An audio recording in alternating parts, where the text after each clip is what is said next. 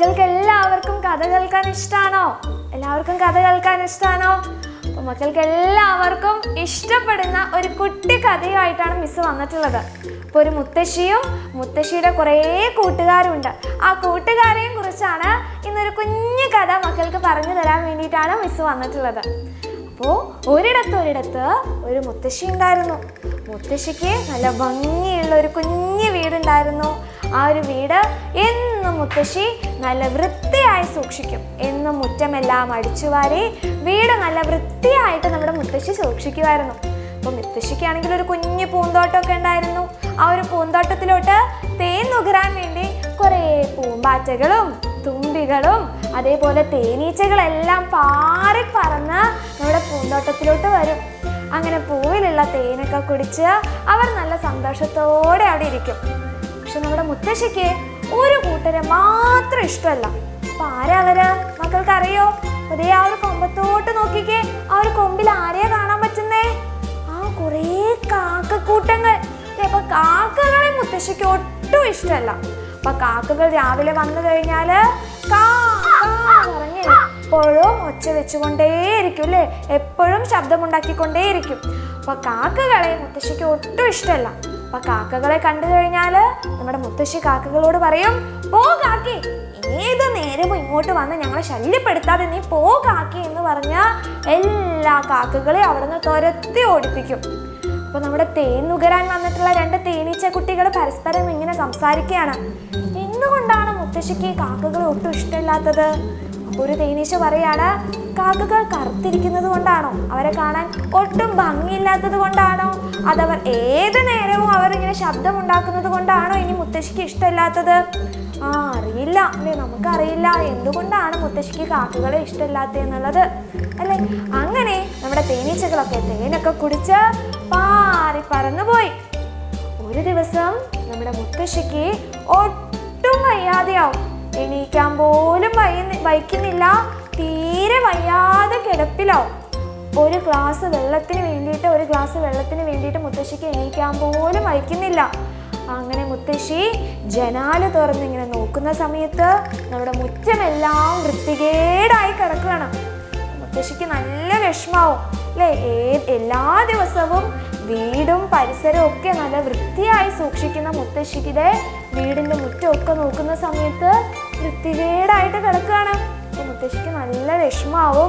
മുത്തശ്ശി ഇങ്ങനെ വിചാരിക്കും, ഒരാളെന്നെ സഹായിക്കാനുണ്ടെങ്കിൽ എനിക്ക് എത്ര ഉപകാരമായിരുന്നു അല്ലേ, എനിക്ക് ഒരാൾ കൂട്ടുണ്ടെങ്കിൽ എനിക്ക് എത്ര ഉപകാരമായിരുന്നു.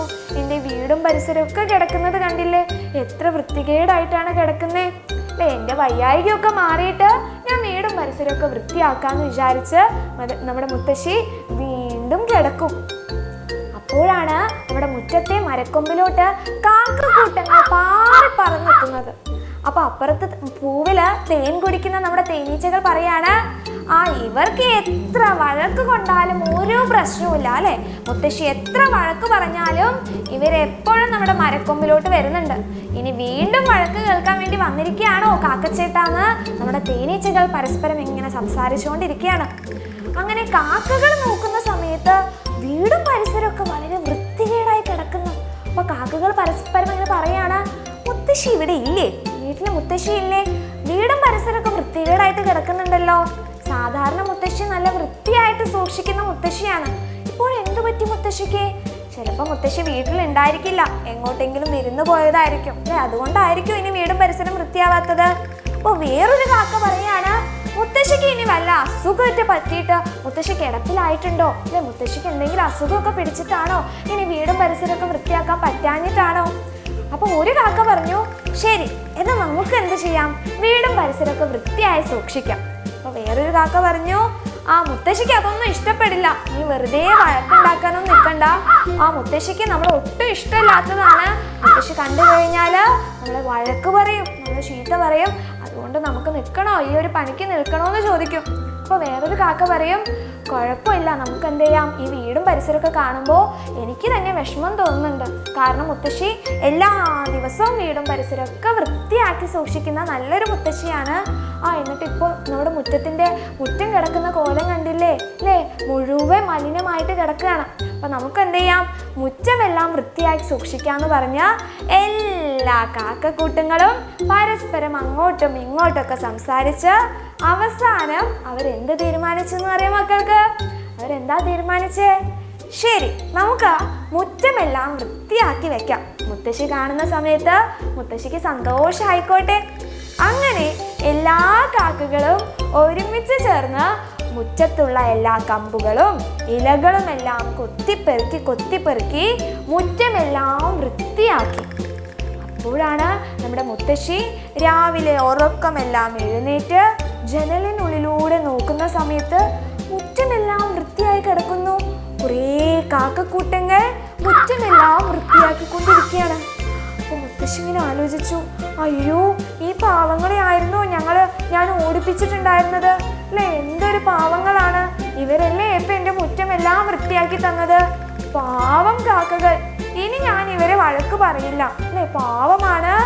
ഇവരാണ് എൻ്റെ വിഷമമെല്ലാം മനസ്സിലാക്കിയിട്ട് എൻ്റെ മുറ്റമെല്ലാം വൃത്തിയായി സൂക്ഷിച്ചല്ലോ. കാക്കകൾ മിടുക്കന്മാരാണ്. അങ്ങനെ മുത്തശ്ശിക്ക് കാക്കകളോട് ഇഷ്ടം തോന്നി. അങ്ങനെ മുത്തശ്ശി എഴുന്നേറ്റ് അടുക്കളയിൽ പോയി നല്ല ചൂടുള്ള നെയ്യപ്പം അല്ലേ? കാക്കകൾക്ക് നെയ്യപ്പം ഇഷ്ടമാണ്. അപ്പോൾ കാക്കകൾക്ക് വേണ്ടിയിട്ട് നല്ല ചൂടുള്ള നെയ്യപ്പമായിട്ട് നമ്മുടെ മുത്തശ്ശി മുറ്റത്തോട്ട് ഇറങ്ങി വരുന്നത് കണ്ട് കാക്കക്കൂട്ടങ്ങൾ പേടിച്ചു. മുത്തശ്ശി വഴക്ക് പറയാൻ വന്നതാണോ എന്ന് വിചാരിച്ച് എല്ലാ കാക്കക്കൂട്ടങ്ങളും പേടിച്ച് പറന്ന് മരക്കൊമ്പിൽ പോയിരുന്നു അല്ലേ? മരക്കൊമ്പിലിരുന്ന് കാക്കകൾ പരസ്പരം പേടി കൊണ്ട് അങ്ങോട്ടും ഇങ്ങോട്ടും ഒക്കെ നോക്കാൻ തുടങ്ങി. അപ്പോൾ മുത്തശ്ശി ചിരിച്ചുകൊണ്ട് പറഞ്ഞു, കാക്കക്കൂട്ടങ്ങളെ, നിങ്ങളെ ഞാൻ ഒന്നും ചെയ്യില്ല. നിങ്ങൾ എനിക്ക് വയ്യാത്ത സമയത്ത് എൻ്റെ വീടെല്ലാം വൃത്തിയായി സൂക്ഷിച്ചു. ഇനി നിങ്ങളെ ഞാൻ വഴക്ക് പറയില്ല. നിങ്ങളെ എനിക്ക് ഒത്തിരി ഇഷ്ടമാണ്. നിങ്ങൾക്ക് വേണ്ടിയിട്ടാണ് ഈ നെയ്യപ്പം മുഴുവൻ മുത്തശ്ശി കൊണ്ടുവന്നിട്ടുള്ളത്. അപ്പോൾ കാക്കക്കൂട്ടങ്ങൾ ഓടി വന്നേ, ദേ നിങ്ങൾക്ക് വേണ്ടിയിട്ട് നെയ്യപ്പം ഉണ്ട്. ആ നെയ്യപ്പം നിങ്ങൾ വയറ് നിറയെ കഴിച്ചോ എന്ന് പറയും. അപ്പോൾ കാക്കക്കൂട്ടങ്ങൾ എല്ലാവരും വന്ന് നെയ്യപ്പം എല്ലാം കഴിക്കും. അതിനുശേഷം നമ്മുടെ മുത്തശ്ശിയും കാക്കക്കൂട്ടങ്ങളും കൂട്ടുകാരായി അല്ലേ? അപ്പം ആദ്യം നമ്മുടെ മുത്തശ്ശിക്ക് കാക്കക്കൂട്ടങ്ങളെ ഇഷ്ടമല്ലായിരുന്നു.